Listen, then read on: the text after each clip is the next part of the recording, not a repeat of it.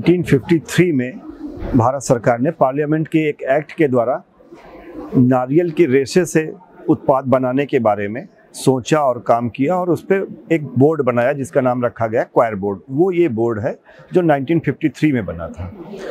क्वायर में नारियल जो पेड़ से होता है उसमें पानी पीने के बाद में जो छिलका बचता है या नारियल निकाल लेने के बाद जो छिलका बचता है उसमें रेशे होते हैं और एक पाउडर होता है।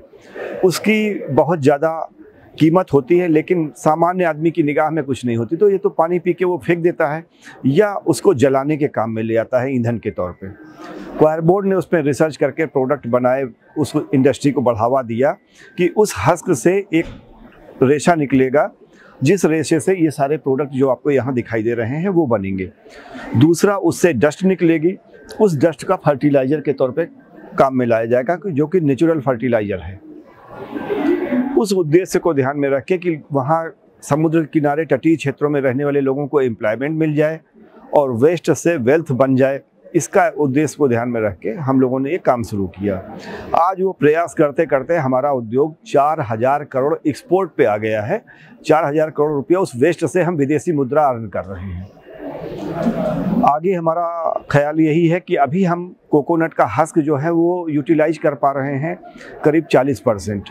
हम चाहते हैं आने वाले दिन में हम 75% तक पहुंच जाएं, क्योंकि कई इंटीरियर इलाके हैं जहां से हस्क कलेक्ट करके लाना फिर उससे रेशा निकालना मुश्किल होता है, और उन तटीय क्षेत्रों में जहां गाड़ियां नहीं जा सकती हैं वहां पे रेशा निकालना भी मुश्किल काम है। शहरी क्षेत्रों में लेबर नहीं मिल पाता है। तो इन सब प्रॉब्लम से जूझने के बावजूद हम अपने काम कर रहे हैं और धीरे धीरे बढ़ते बढ़ते पिछले 5 सालों में 2 गुने से ज़्यादा मोदी साहब के शासनकाल में मोदी साहब के नेतृत्व की वजह से हम लोग 1000 करोड़ से 2014-15 में हमारा 1000 करोड़ एक्सपोर्ट था, आज वो 1000 करोड़ से 4000 करोड़ पे आ गए हैं हम। तो हम सोचते हैं ऐसे ही अगर सरकार का सहयोग मिलता रहा तो हम लोग और आगे अच्छा काम कर सकते हैं। नमस्कार, मेरा नाम सजेश है। I am the advisor for coir board in Delhi office. Sir, अभी क्वायर से बहुत ज़्यादा चीज़ें बना सकता है। ये क्वायर से बनाया हुआ फाइबर है। फाइबर से जो हम बनाता है वर्टिकल फार्मिंग या वर्टिकल गार्डनिंग कहता है इसको। इसमें 2 चीज का यूज होता है। इसमें सॉइल नहीं यूज होता है, इसके सॉइल की वजह से, सॉइल के बिना ये इसमें क्वायर पिथ, कोको पिथ कहता है इसको। ये डस्ट पार्ट है जो हस्क से फाइबर रिमूव करते टाइम जो डस्ट आता है वो डस्ट पार्ट से बनाता है। ये जो इसके लिए सॉइल के इंस्टेड ऑफ सॉइल वो यूज होता है। उसमें माइक्रो न्यूट्रिएंट से रिच होता है, जिंक, फास्फोरस, लिग्नन ऐसे कंटेंट होता है। तो इसमें ज्यादा न्यूट्रिएंट्स देने की जरूरत नहीं है। इसमें जो एडिशनल न्यूट्रिएंट्स देना है वो लिक्विड फॉर्म पे दे सकता है एंड इसमें पानी का यूसेस बचा सकता है। 1/3 of the water only use for this vertical farming या वर्टिकल गार्डनिंग जो भी है। And it will act as a air purifier. It will absorb the toxic level from the air and it will, through by the photosynthesis process, इन्होंने जो air को, हवा को purify कर देता है। So it will act as a purifier for instantly that, and this will the concept of the G20 concept। ये थोड़ा स्पेशल आइटम है क्योंकि इसमें मिट्टी की इस्तेमाल नहीं होता है। मिट्टी के हिसाब से, मिट्टी के बदल क्वायर कंपोस्ट होता है इसमें, पिथ कंपोस्ट बोलता है इसको। जो क्वायर पिथ और कंपोस्ट, इसको प्रोसेसिंग के लिए 35 to 40 डेज लगता है। उसके बाद इसमें जो भी आपका फार्मिंग के लिए जो भी प्लांट लगाओ, आप जैसे देखो इसमें देख रहे हैं आप, ऐसे प्लांट जो भी प्लांट लगा सकता है। एंड इसमें भी the same water saving and the nutrients level will be the high.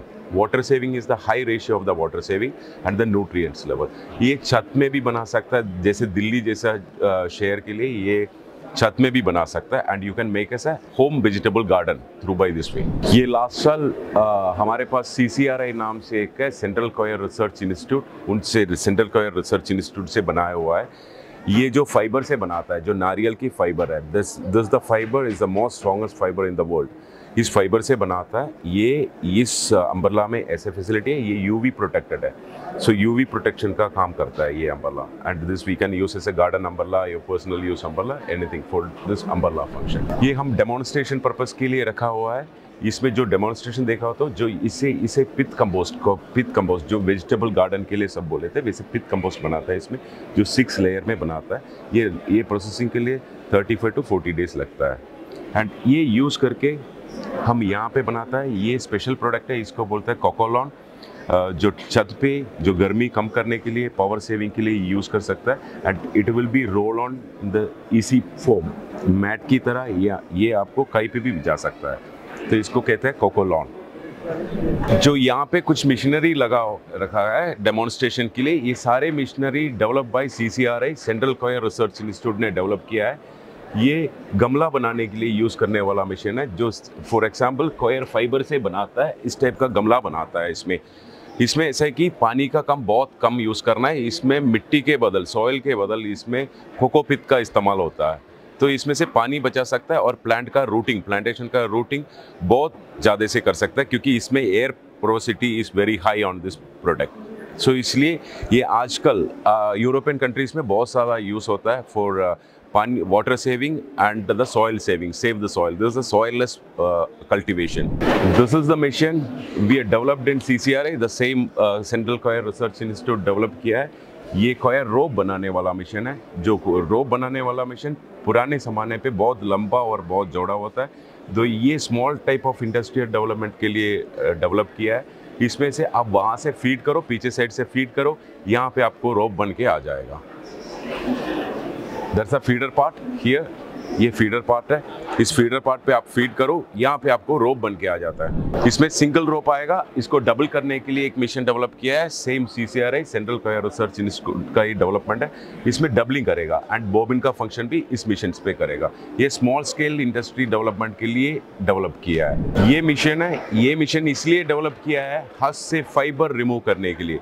इसका डिजाइन, पैटेंट सब कुछ central coir research institute ALPI से किया हुआ है। And this is the technology we transferred to the another private sector for developing the machinery and developing the industry on a higher level. This is the technology transfer from CCRI to the private party. The private party is Metal Forms नाम से private party है। इन्होंने हमारा pattern लेके इन्होंने mission develop किया है for the small scale industrial development के लिए। डाला है, हस डालने के बाद जो प्योर फाइबर फॉर्म है, फाइबर बाहर आ जाता है। इसका जो डस्ट है, डस्ट को कॉयर पिट कहता है, वो डस्ट इस ट्रे में कलेक्ट होता है। मशीन में हम पहले हस्क डाला है, इनपुट हस्क है, दैट्स अ वेस्ट मटेरियल। पुराने ज़माने पे that was the burning material we use for that. वो हस्क डाला है and we will make it as a wealth material. This is the fibre, it's forming by the fibre. And जो ये fibre extract करते time जो भी dust आता है, it will collect on this tray and this is act as a soil.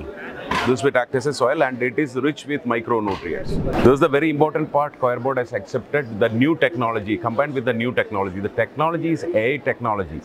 इसमें जो voice detection होता है, जो voice detect करके product का सारे detail and उसका use के बारे में ये system बताएगा.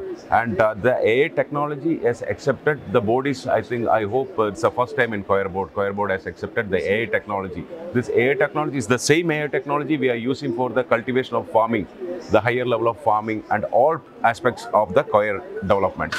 And the all product का detail very clearly, detailedly ये mention कर देता है, and the visual things will speak and it will give you the all detail about the coir products, variant coir products on the system. So we are using the AI technology, and AI technology is developed by some other company from Pune. Here the coir board has initiated to develop the artisans in village sector, in rural sector artisans. So हम ऐसे training भी देते हैं और कुछ लोग अपने आप बनाता है। उनको डेवलप करने के लिए, उनको प्रमोट करने के लिए कॉयर बोर्ड ने पिछले कुछ सालों से ऐसे करते आ रहा है। तो इनको डेवलप करने के लिए, इनका प्रोडक्ट मार्केट में सेल करने के लिए, and coir board is the market place to do that, and these all are the products which the rural artisans has made. This is the new specification and technology. Now we absorb the coir board and the coir products absorb in road construction, rural road development. So for rural road development के लिए, especially for the soil erosion control management, what we are doing is, this is called a coir bhuvastra, coir geotextile. coir geotextile लगा के उसके ऊपर metal लगा के then we'll do the tarring processing. So what will start is, this is the material, completely 100% biodegradable material. It will start its degradation process within a days. Once it starts the degradation process, the lignin content is the major part of this coir fiber. So lignin content will give the soil bonding stronger. So erosion control के लिए सबसे सुविधा ये ही है, जियो textile. There's the procedure of laying down the geotextile in road construction. There's the procedure this is for the demonstration, live demonstration, and this is for that flex in the photo demonstration. This is the specially we are doing in the median part of the national highway authority में जो median portion होता है, median पे ऐसे कर लेते हैं coir pith compost से भर के इसमें प्लांट लगा के मल्च मैट का इस्तेमाल करता है। ये मल्च मैट और pith compost will help to retain the water sustainability. तो वाटर सस्टेनेबिलिटी ज़्यादा है, तो इसलिए बहुत कम पानी से ये सारे काम चल जाएगा। तो इसलिए and it will protect the light from the night time light protect करने के लिए। एंड मीडियन पे ये डेवलपमेंट होता है mulch mat and coir pith compost के साथ जो प्लांटेशन होता है।